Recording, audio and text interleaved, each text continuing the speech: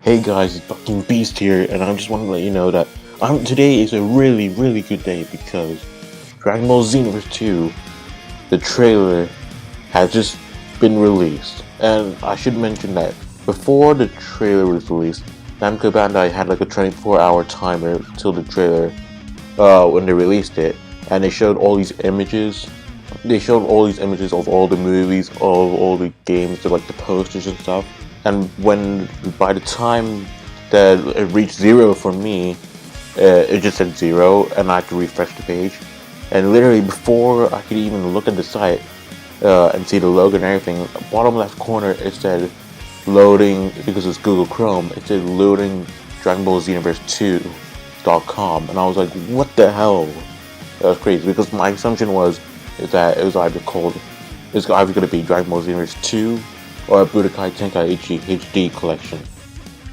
And okay, now let's just get through the whole of the trailer. Let's break it down. Okay, first off, we have a new and bigger hub world. From what looks of it, this looks very different from Toki City from Xenoverse 1. From Xenoverse 1, I'm pretty sure Toki City wasn't destroyed or anything by Demigra, because he did destroy the center of Toki City. But the thing is, at the very end, it looked like Toki City was alright. But it looks like now it moved Toki City to another location. I'm gonna go and say this is Toki Island, maybe, I don't know. And the next thing I want to mention is that there's a hollow statue of the player character in the middle. This kind of reminds me of I just want to say this, but it kind of reminds me of the Hercule statue in Xenoverse. Next thing I want to mention is that players can finally fly around in the hub world. In Xenoverse 1, we can only run through the hub world, and it was really annoying because we had to wait for each thing to load to go to this specific part. Like if you want to go to the store, the market, you have to go through this thing, and it was load, and then after that you finally arrive there. Now it looks like you don't have to do that anymore. You can just fly to that location. Hopefully we can also teleport there with instant transmission. Another thing I want to mention is that new costumes are also available. Looks pretty cool. This one image I'm showing right here looks like it's something from like a high school kind of thing. And the next thing, now getting to the story part, players are gonna fight Nappa again, and he also looks like he's manipulated like in Xenoverse 1. So it could mean that Tawa and Mira are back at it again, because if you still haven't seen the end credit scenes in Xenoverse 1, Tawa picks up this little brain thing, and it's actually Mira.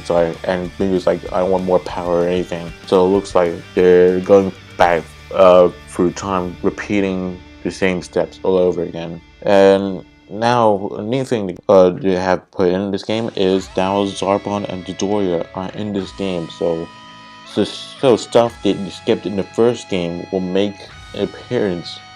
Because Zarbon and Dodoria never really appeared in Xenoverse 1, because Tawa and Mira never bothered to manipulate them. They went straight into the Ginyu Force saga. Now, what this could mean is they could also go through other parts in the saga they have skipped out.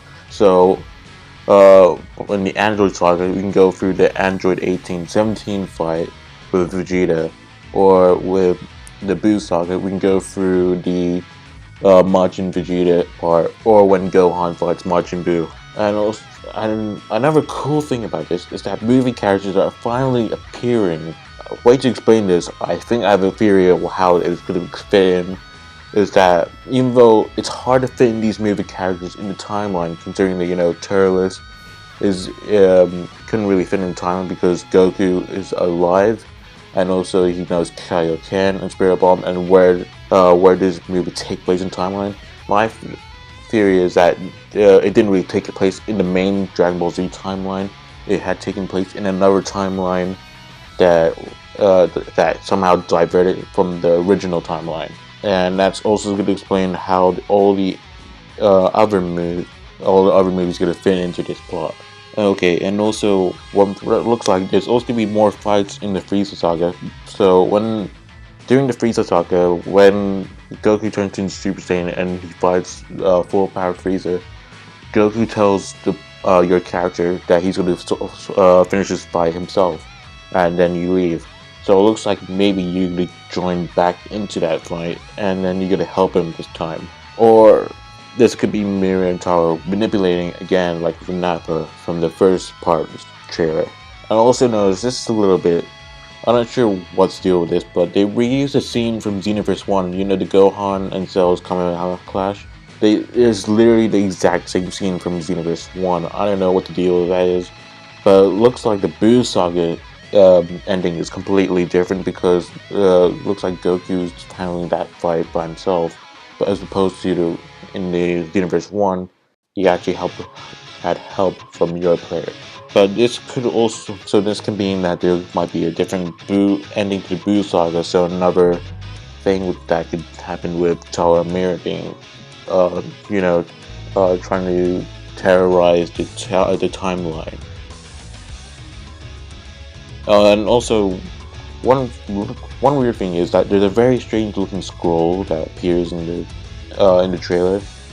This scroll, if you look at it, it has like the same like palette design as the villainous characters in Dragon Ball Xenoverse. What it looks like, it's the same colors as villainous Gohan, Vegeta, Gotenks, all those other characters. So it looks like, who knows, maybe it's Demetra returning again, or it could be a new villain.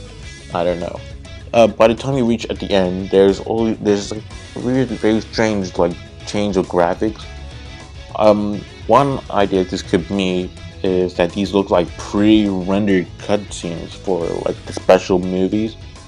So, and I feel like every saga might have like a like pre-rendered cutscenes. And let me just say, these cutscenes look gorgeous. Like they look really, really amazing. Another thing I want to mention is that there's the Bardock and there's the Trunks special. The Bardock special we played in Xenoverse 1. This could be my timeline theory, which this is from another timeline. And what I think this is going to do is that it might lead to the episode of Bardock special. Because if you have noticed that lately all the Dragon Ball Z games, most of the Dragon Ball Z games have been using Super Saiyan Bardock in games ever since like DBZ Connects. And I think the reason why people bought that game was so they could play a Super Saiyan Bardock, and also to watch the episode of Bardock special. Because who really wants to play, moving your fists and everything. And also, one thing is the little teaser image in the countdown for Xenoverse 2. It also appears in the Trunks special clip right there. So there it is. I thought it was a very weird poster when I was looking at it and when I was looking at the countdown, but that was really just a teaser. It was a very weird teaser. And let me just confirm that is future Gohan and Teen Trunks. But I have there's one thing that looks very weird for me, is that the Gohan has the logo on his back like in the special, but his hair looks pretty spiky. And also, I just want to mention, is that if someone could help me point out, but are just two of his arms like that? Because Gohan in the manga and anime, he only had one arm, so this is either a little bit of something that they got wrong, a little bit of, like, I don't know, something they didn't get right in the story. Who knows, they might actually fix it, or I'm just crazy, I'm just looking at something else. And going back to the part where I said his hair looks spiky, is either this looks like rain effect, or it could be the head angle of like this hair. But it looks like the spiky hair from like a Dolson Gohan has in like the Buu Saga. I'm not sure if they're gonna reuse that look when you play the game or what, but hopefully hopefully it will actually look like the future Gohan from the actual series. And one thing I really like, I really noticed, is the part where it says outcome you wish were different.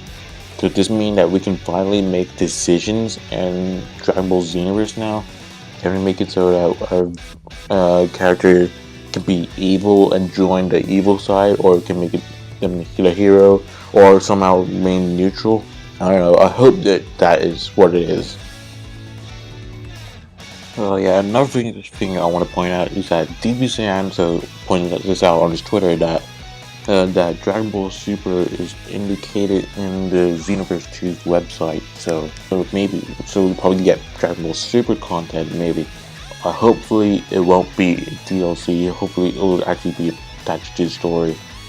Now I have come up with a theory is that these specials will act as origin stories. So for the Trunks special, this will build up to the Xeno Trunks that we know in Xenoverse, and that the Bardock special will build up to the Time Breaker Bardock that is in Dragon Ball Online, also who is now appearing in Dragon Ball Heroes. Okay, that's all I found. That's all the stuff I found. From what it looks like, I'm really hyped for this trailer though, and apparently this game is gonna come out this year, 2016. I hope it comes out in late December, because this way developers will have more time, making the game, make sure that there's no bugs or anything. And the game is coming out for PC, PS4, and Xbox One. I'll be getting it for the Xbox One and for the PC. In terms of pre-orders, I'm not sure if, I just need to see what the pre-order bonuses are exactly. And yeah, I'm really hyped for this trailer. And if you're also hyped, please comment down below. And also, if you found something new, please also comment that. If you really like this video, please give it a like, and also make it sure to favorite and subscribe. Okay, well, see you.